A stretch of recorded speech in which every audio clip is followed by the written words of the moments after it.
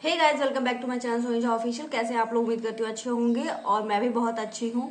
तो आज हम बात करने वाले हैं कुछ स्पेशल टॉपिक्स को लेके जो कि मेरे पास क्वेरीज आई थी, तो उनका आंसर मैं कर देती हूँ। तो कुछ एसटीईटी को लेकर कुछ डाउट्स हैं, कुछ क्वेश्चंस हैं, कुछ क्वेरीज हैं। जो नए बच्चे फॉर्म भरेंगे उनका कुछ कंफ्यूजन है, तो वो कंफ्यूजन हम क्लियर कर देते हैं। ठीक है, सबसे पहली बात तो ये कि अभी फॉर्म 5 तारीख से भरा जाना है। दूसरी चीज ये कि एसटीईटी का जो एग्जाम होता है वो 2 फेज में होता है, फेज 1 और फेज 2। फेज 1 में होता है 9th-10th यानी कि टीजीटी टीचर के लिए, और फेज 2 होता है 11th-12th यानी कि पीजीटी टीचर के लिए, that means post graduate teacher.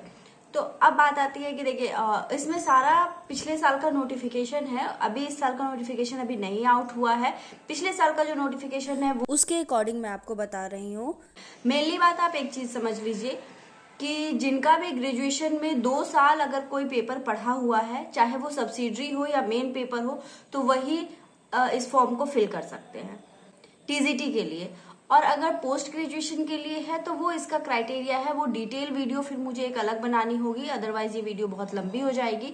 दूसरा क्वेश्चन ये था कि एसटीईटी का सिलेबस बहुत लंबा है, बहुत लॉन्ग है, और फिर इतने कम टाइम में हम कैसे प्रिपरेशन करें। तो अब प्रिपरेशन करने का वक्त नहीं बचा है, बस कुछ 1 महीने बचे हैं, तो आप रिवीजन कर सकते हो। आप पीवाईक्यू क्वेश्चंस लगा लीजिए, तो उसके अकॉर्डिंग आपकी रिवीजन हो जाएगी। एसटीईटी का जो एग्जाम होता है वो एग्जाम होता है टोटल 150 नंबर का। 150 नंबर में 100 नंबर आपके सब्जेक्ट पेपर से होंगे, जो भी आपका पेपर हो। जस्ट लाइक कि अगर किसी का इंग्लिश है, हिंदी है, मैथ्स है, साइंस है, उसका 100 नंबर उसी पेपर से होगा, और 50 नंबर जो बचेगा उसमें जीके जीएस रहेगा और पेडागोजी के क्वेश्चंस रहेंगे। यही क्वेश्चंस आते हैं, तो आप इजिली उनको कर सकते हैं और इसमें ज्यादा नंबर लाने की जरूरत भी नहीं होती है। 60% पे आप पास हो जाते हैं, तो 60% नंबर चाहिए।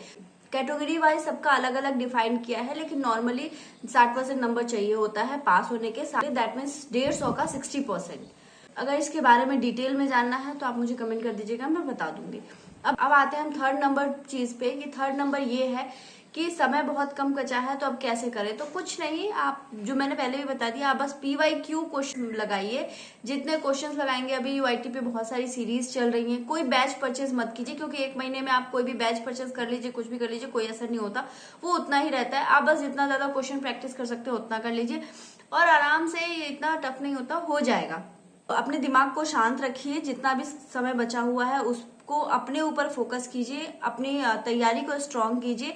साथ में आप ये मत सोचिए कि हम सिर्फ एसटीईटी की तैयारी कर रहे हैं, आप ये सोचिए कि आपको बीपीएससी टीआरई 4.0 जो आगामी होने वाला है दिसंबर में, आपको उसके लिए आप तैयारी करें। तो जब आप बीपीएससी के लिए तैयारी करेंगे तो आपका एसटीईटी इजिली निकल जाएगा, तो घबराने की जरूरत नहीं है। आप फोकस कीजिए, फुल फोकस होकर आप बस अपने गोल को देखिए कि आपको क्या अचीव करना है। और जिस दिन आपको ये समझ में आ जाता है कि हमें अचीव क्या करना है, हमें किस वजह से ये चीज चाहिए, तो फिर आपका रास्ता खुद ब खुद बन जाता है। कहते हैं कि ये ब्रह्मांड हमें वही देता है जो हम उससे मांगते हैं या जो हम सोचते हैं। तो इसीलिए अच्छा सोचिए, अच्छा मांगिए, ताकि आपको रिटर्निंग भी अच्छा ही मिले। तो मैं यही कहूंगी, समय को बिल्कुल मत देखिए कि समय कितना है। बहुत बच्चों की तैयारी होंगी। एक चीज हमेशा याद रखिए, जिस वक्त आप सो रहे होते हैं, जिस वक्त आप कोई और काम कर रहे होते हैं, उस वक्त कोई ना कोई तो होता है जो पढ़ रहा होता है, जो तैयारी कर रहा होता है। एक कहावत कही जाती है, जब जागो तभी सवेरा। देर कभी नहीं होती है। जिस दिन आपकी नींद खुल गई, जिस दिन आपको समझ में आ गया कि हाँ हमारे लिए ये सही है, वही दिन आपकी जिंदगी का सबसे बेहतरीन दिन होगा।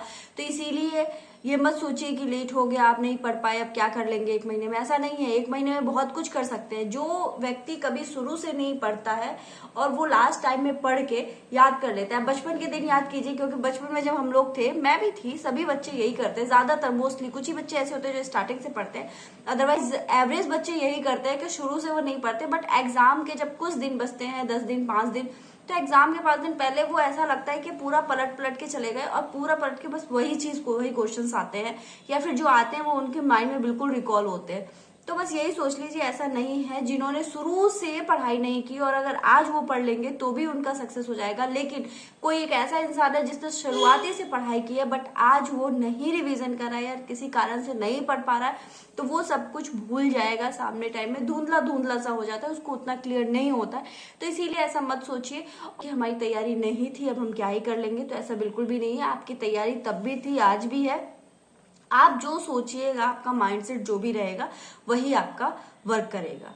अपने माइंडसेट को पॉजिटिव रखिए, अपने थॉट्स अच्छे रखिए और दिमाग को शांत रखिए, मेडिटेशन कीजिए और साथ में प्रिपरेशन करते रहिए। आप आगे वाले एग्जाम का प्रिपरेशन कीजिए। आप ये सोचिए मत कि एसटीटी का है और समय कभी भी कम नहीं होता, समय बहुत होता है। अगर आप अभी भी देखें तो 24 घंटे में जो वर्कलोड लेते होंगे, वर्किंग के हिसाब से अपनी पढ़ाई के लिए टाइम निकाल सकते हैं, रिवीजन के लिए निकाल सकते हैं। और जो घर में है या जो अभी कोई काम नहीं कर रहे हैं तो आप उसको थोड़ा सा स्टे करके या फिर वहां से छुट्टी लेके या फिर उस चीज को करते हुए भी आप थोड़ा थोड़ा, अगर मान लीजिए 2-2 घंटे करके भी निकालते हैं तो भी आप सफिशियंट टाइम निकाल पाएंगे और इजिली आप बहुत अच्छे से प्रिपरेशन कर पाएंगे।